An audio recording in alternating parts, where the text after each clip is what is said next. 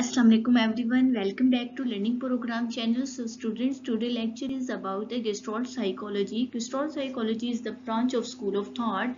So students, important school of thought में आपके पास Gestalt psychology भी included है. अगर हम देखते हैं founder of the Gestalt psychology Max Weidmann, Kurt Kafka and Wolfgang Kohler. ये 3 जो से हैं आपके पास साइकोलॉजिस्ट हैं, वो फाउंडर हैं Gestalt psychology के. मोस्ट कहते हैं कि मैक्स वाइटमैन जो से हैं वो फाउंडर है, बट साइकोलॉजी में अगर आप मोस्टली पॉइंट ऑफ व्यू में देखेंगे तीनों ही आपके पास फाउंडर में आएंगे Gestalt साइकोलॉजी के. स्टूडेंट्स, Gestalt साइकोलॉजी को आप पहले से भी अंडरस्टैंड कर चुके होंगे फर्स्ट सेमेस्टर में, बट आप यहाँ पे इन डीप जो है इसकी स्टडी करें Gestalt साइकोलॉजी के फाउंडर्स आपको क्या कहते हैं, और इसके बेसिकली इसमें से शॉर्ट क्वेश्चन बहुत इंपॉर्टेंट हैं जो उनसे आपके पास Gestalt प्रिंसिपल हैं उसके. सो स्टूडेंट्स, लेक्चर स्टार्ट करने से पहले इस चैनल को जरूर सब्सक्राइब करें और बेल आइकन को जरूर प्रेस करें ताकि रिमेनिंग स्कूल ऑफ थॉट हम इकट्ठे से लर्न कर सकें. और अगर आपको ये वीडियो पसंद आए तो इसे like and share. Gestalt psychology का मीन है, Gestalt का मतलब होता है होल एंड पैटर्न, कोई पैटर्न या मुकम्मल पैटर्न या कॉन्फ़िगरेशन. ठीक है स्टूडेंट्स, डेमोस्ट्रेट किया जाता है कि Gestalt वालों के बारे में इम्पोर्टेंट है कि Gestalt वालों की एक इम्पोर्टेंट चीज़ कह दे कि कोटेशंस उनसे बोली जाती है, all can be greater than the sum of its parts. मतलब आपको मैं बताती हूँ, आप एक फुल जो सा है बिस्किट ले लें, उसमें से 1 बिस्किट आप निकाल लें, वो हमेशा छोटा होगा और जो पूरा पैकिंग होगी बिस्किट की वो बड़ी होगी. वही इसके डेफिनेशन का मतलब है कि जो बड़ी पूरी चीज होती है वो बड़ी होती है हमेशा, उसके अंदर कोई एक पार्ट है उससे. कॉमन सेंस है ये. अगर आपको ये कोटेशन अंडरस्टैंड हो जाती है तो Gestalt का आपको प्रिंसिपल समझ आ जाएगा. फाउंडर ऑलरेडी मैं डिस्कस कर सकी हूँ, Max Wertheimer, Kurt Koffka and Wolfgang Kohler जो हैं वो इसके फाउंडर हैं. Gestalt प्रिंसिपल मैंने यहाँ पे इसलिए मेंशन किए हैं, ये अभी आपको लर्न करवाती हूँ. ये सब प्रिंसिपल्स, ये इसको प्रिंसिपल्स को यहाँ पे मेंशन करने की इम्पोर्टेंस ये है स्टूडेंट कि ये आप फर्स्ट सेमेस्टर के हैं या सेकंड सेमेस्टर के हैं या आप किसी भी सेमेस्टर में चले जाएंगे, आपको इनमें से किसी ना किसी की डेफिनेशन वो जरूर पूछ लेते हैं. बहुत ही इंपॉर्टेंट Gestalt प्रिंसिपल इस शॉर्ट क्वेश्चन के पॉइंट ऑफ व्यू से. Antecedent of the Gestalt psychology students, इसका मतलब है Gestalt साइकोलॉजी स्टार्ट होने से पहले, जैसा अबाउदात की बात कर लें अगर आप किसी चीज की, तो इसी तरह Gestalt साइकोलॉजी को भी स्टार्ट होने से पहले किन किन पर्सन ने Gestalt साइकोलॉजी पे काम शुरू कर दिया था. एम्यूल कांट, कांट जो वो पर्सन है, ये कहता था हमारे पास जो कॉन्शियसली एक्सपीरियंस आते हैं वो ही डिटरमाइन करते हैं हमारी सेंसरी इंफॉर्मेशन को. देखिए हमारे पास कोई भी sensory information I through the senses organ, उससे जो एक्सपीरियंस हमें होगा वो कहते हैं वो कॉन्शियसली होता है और वो हमारी सोच को कैटेगराइज करता है कि हमारी सोच जो है वो सेंसरी इंफॉर्मेशन को. बेसिकली अगर आप देखें तो स्टूडेंट्स, वाकई हम जो चीज देखना चाहते हैं हमें वही चीज नजर आती है, या हम जो चीज सोचते रहते हैं हमें मोस्टली वही चीजें नजर आती हैं, हमें दूसरी पिक्चर्स किसी भी सीन की नजर नहीं आती, बिकॉज हमारी थॉट उस साइड की होती है. इनकी भी बात जो सी थी काफी हद तक ठीक थी. एरनेस्ट मार्च वो पर्सन है, उसने ऑब्जर्व किया था कि जो हमारे मेंटल एक्सपीरियंसेस होते हैं वो हमारे थॉट से आती हैं और स्टिमुलस होते हैं वो हमारे सेंसरी इवेंट में. ऑलमोस्ट सेम बातें की हैं, लेकिन इसने कहा है हमारे ज्योमेट्रिकल फॉर्म्स होते हैं और मेलोडियस फॉर्म होते हैं, मतलब कि हमारी कोई मटेरियल या टाइम फॉर्म से हमारे पास एक्सपीरियंस है, वो सेंसरी एक्सपीरियंस नहीं होते, मतलब कि हमारे टाइम के साथ, पास्ट एक्सपीरियंसेस के साथ, ये सब कुछ ने कहा. थर्ड वन पे आता है क्रिस्टन वॉन इनफोल्ड. वॉन ने कहा कि मेंटल फॉर्म जो उनसे होती है वो हमारे मुख्तलिफ सेंसेस एक्सपीरियंस जमा होते हैं और उससे जो डिफरेंट सेंसरी एलिमेंट, हर सेंसरी एक्सपीरियंस हमारे किसी ना किसी डिफरेंट सेंसरी एलिमेंट से आती है, वो कहते हैं वो चीजें जो उनसे होती हैं वो हम ऑब्जर्व करते हैं. विलियम जेम्स का ऑलरेडी आप बहुत अच्छे से इसको लेक्चर को अंडरस्टैंड कर चुके होंगे, उम्मीद करती हूँ, बट इसमें इसने दिया था स्ट्रीम ऑफ कॉन्शियसनेस. स्टूडेंट अगर आपको याद हो, आपने विलियम जेम्स को अच्छे से लर्न किया है स्टूडेंट, विलियम जेम्स जरूर फंक्शनलिज्म को जरूर अच्छे से अंडरस्टैंड करें. जितने इंपॉर्टेंट Gestalt साइकोलॉजी है इतनी ही इंपॉर्टेंट फंक्शनलिज्म है. तो फंक्शनलिज्म पे विलियम जेम्स ने प्रपोज किया था स्ट्रीम ऑफ कॉन्शियसनेस, जिसे Gestalt साइकोलॉजी ने एक्सेप्ट किया था. आपकी बुक में बहुत ज्यादा मटीरियल है इनके साइंटिस्ट का, साइकोलॉजिस्ट का. स्टूडेंट्स, इतना मैंशन करने का पर्पस ये है कि आपको Gestalt साइकोलॉजी अंडरस्टैंड हो जाए, ना कि आपको ये पता हो कि एंटीसेंट्रिक, सिर्फ ओनली नेम उनके मटेरियल पता हो कि उन्होंने क्या क्या काम किया. किया है। अब आ जाते हैं हमारे पास founder of the gestalt psychology. First one हमारे पास जिसे founder of the gestalt psychology कहते हैं, 1912 में इन्होंने एक पेपर भी पब्लिश किया था, Max Wertheimer is the founder of the gestalt psychology. Personal history पे आ जाते हैं। स्टूडेंट्स अपनी बुक से मेंशन करें इस पर्सनल हिस्ट्री को। I think so personal history उस साइकोलॉजिस्ट या उस फिलोसफर की इनकोड करनी पड़ती है जहाँ पे हमें मटेरियल बहुत कम मिलता है, बट हमारे पास गेस्ट्रॉल साइकोलॉजी का वैसे ही मटेरियल ज्यादा होता है, तो आप इसकी पर्सनल हिस्ट्री जो है एज अ फन या एज अ इंटरेस्टिंग लेवल तक आप इसको लर्न कर लें। जो कि ये बोर्न हुए थे अप्रैल 15 अप्रैल में बोर्न हुए थे, और उनके बाद जिम्नास्टिक जो है इन्होंने ज्वाइन किया था। उसके बाद ये यूनिवर्सिटी ऑफ द प्रोगे में चले गए थे टू स्टडी द लॉ की स्टडी करने के लिए। वाइटरमैन जो से थे वो अटेंड करते यूनिवर्सिटी ऑफ प्राग्यू में, इन्होंने काफी अरसा गुजारा और वहां से लॉ ऑफ फिलोसफी सीखी। आपको अगर मैं इंटरेस्टिंग बताती हूँ, साइकोलॉजी पहले फिलोसफी ही का हिस्सा थी, कोई साइकोलॉजी को अलग से ब्रांच नहीं कहता था, इसे एक फिलोसफी कहा जाता था। अगर आपको याद हो ग्रीक फिलोसफर देते भी तो फिलोसफीज थी हमें, तो इसीलिए साइकोलॉजी। ये तो हमारे पास मॉडर्न साइंस रिनेंसिस पीरियड्स के बाद मॉडर्न साइंस स्टार्ट हुई, वहां पे साइकोलॉजी को एक साइंस का जो है वैल्यू दी गई, वहां पे कंसीडर किया गया साइकोलॉजी एक साइंस है, because it is also included the scientific method observations and interviews and different case study वगैरह की वजह से इसको साइंस का जो सा है स्कोप में डाला गया। लेकिन ये पहले फिलोसफी थे, इसलिए ये भी पर्सन जो से थे वो फिलोसफी में ही अपनी स्टडी कर रहे थे। और इसके बारे में कहा जाता है ये इन्हें कैम्ब्रिज यूनिवर्सिटी में भी ऑफर हुई, ऑक्सफोर्ड यूनिवर्सिटी है जो सी, और इन्होंने उसके बाद यूनिवर्सिटी जेरूसलम, बट इन 1933 में इन्होंने वो पोजीशन एक्सेप्ट की, वहाँ पे एक न्यू स्कूल था फॉर द सोशल रिसर्च के लिए, इन्होंने वो ज्वाइन कर लिया और उसके बाद न्यूयॉर्क चले गए। इस तरह इनकी पर्सनल हिस्ट्री है। स्टूडेंट्स इतनी ज्यादा कोई इम्पोर्टेंट नहीं है हिस्ट्री। सेकंड वन पे आते हैं हमारे पास कोफका।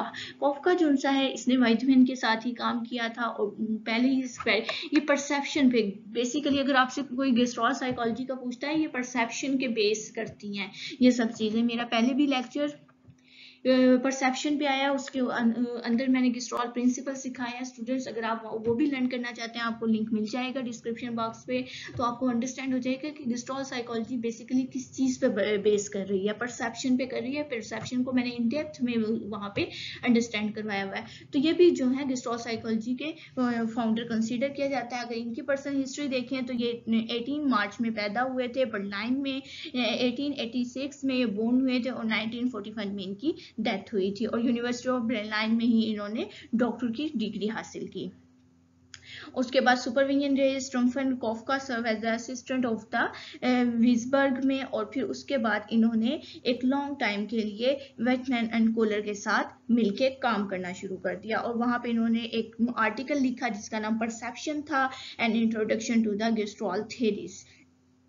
स्टूडेंट्स इनकी सिंपली इतनी ही है, और इसके अलावा इन्होंने बताया हुआ इनकी एक बुक है चाइल्ड साइकोलॉजी, उन्होंने इंग्लिश में से ट्रांसलेट किया, और ग्रोथ ऑफ द माइंड इन्होंने एक पब्लिश किया अपना articles, principle of the gestalt psychology. ये डिफरेंट आर्टिकल्स हैं इनके फेमस जो इन्होंने।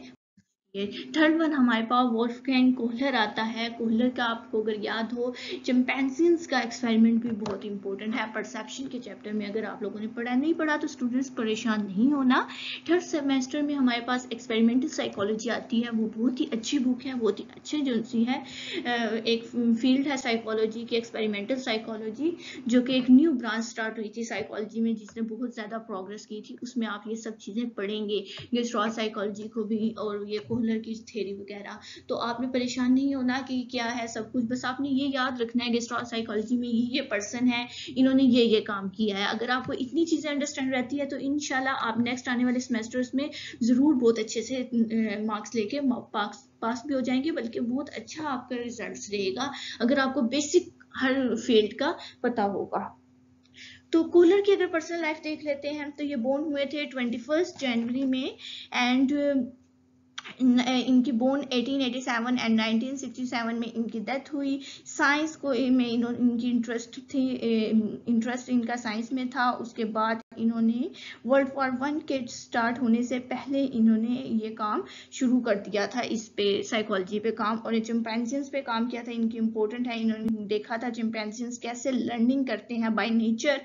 Summarise his observation in the manner of the apes. Apes इसका एक रूम था स्टूडेंट्स, मैंने वहाँ पे आपको लेक्चर में बहुत अच्छे से समझाया हुआ, परसेप्शन का जो सा मैंने लेक्चर दिया है उसमें आपको अंडरस्टैंड हो जाएगा अगर आप कूलर की भी देखते हैं।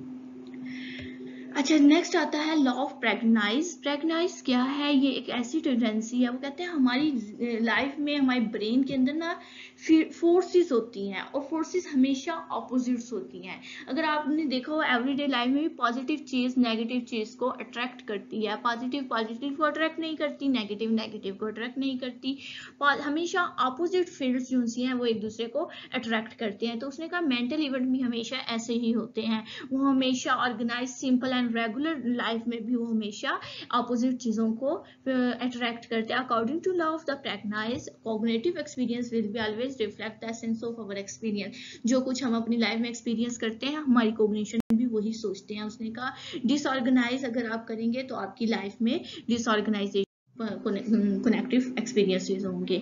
नेक्स्ट स्टूडेंट्स आते हैं, ये बेसिकली ना गेस्ट्रॉल साइकोलॉजी के अंदर टर्म्स हैं आपके पास। फीचर एनालिसिस है, ये एक प्रोसेस होता है जिसमें आप बेसिक आपने विजुअल इनपुट के जरिए किसी एलिमेंट स्पेसिफिक एलिमेंट को डिटेक्ट करना होता है और उसको फिर मोर कॉम्प्लेक्स या सिंपल चीज में लेके जाना होता है। उसमें दो आपके बेसिकली प्रोसेस आ जाते हैं, bottom up and the top to down processing. Student ये बहुत इंपॉर्टेंट शॉर्ट क्वेश्चन है, bottom up processing and top down processing.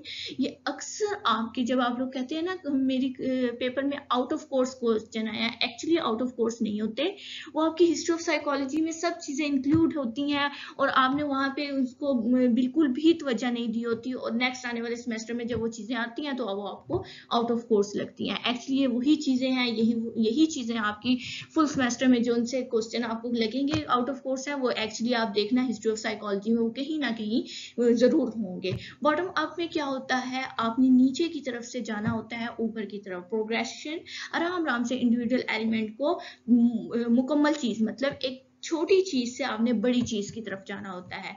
अगर आपको पता हो जनरल टू स्पेसिफिक रीजनिंग, अगर साइंस के स्टूडेंट्स हैं वो जानते होंगे जनरल टू जो स्पेसिफिक है हमारे पास रीजनिंग, हमने एक छोटी सी बात से बड़ी बात की तरफ जाना होता है। टॉप डाउन मतलब एक बड़ी बात से आपने छोटी बात की तरफ आना होता है।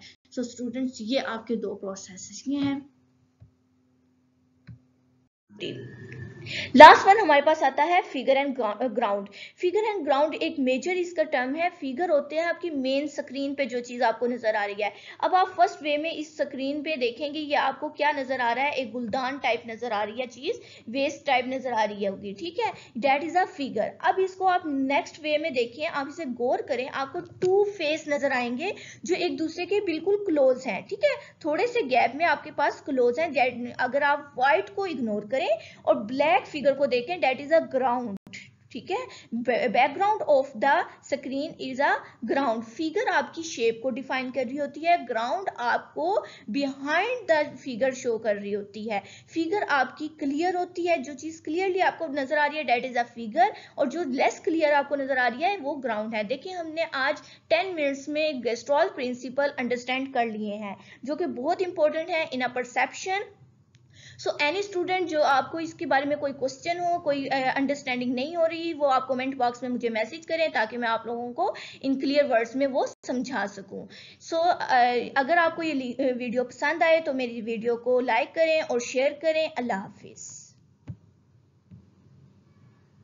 हैं फर्स्ट वन आता है हमारे पास प्रॉक्सिमिटी। प्रॉक्सिमिटी में क्या होता है, जो चीजें वो कहता है इन सिंपल वर्ड्स में आपको मैं समझाती हूँ, या आप रीड आउट कर लिएगा कि जो चीजें एक दूसरे के नजदीक होती हैं हम उसको सी आउट करते हैं, हमें हमारा फोकस होता है जो चीजें एक दूसरे के नियर अबाउट हो। जैसे कि आपको इस फिगर में नजर आ रहा होगा स्क्रीन पे, ब्लैक डॉट जो से हैं ये आपको हॉरिजॉन्टल जो से हैं क्लोज नजर आ रहे हैं और वर्टिकल गैप है। हम क्या कहेंगे कि 1 2 3 4 5 6 7 8 9, हम कहेंगे कि 9 जो है हॉरिजॉन्टल लाइंस है डॉट की, ठीक है। हम इस साइड पे वर्टिकल नहीं इसे काउंट करेंगे, हम इसलिए इसे हॉरिजॉन्टल काउंट करेंगे क्योंकि हॉरिजॉन्टल ये एक दूसरे के बहुत नियर हैं, ठीक है।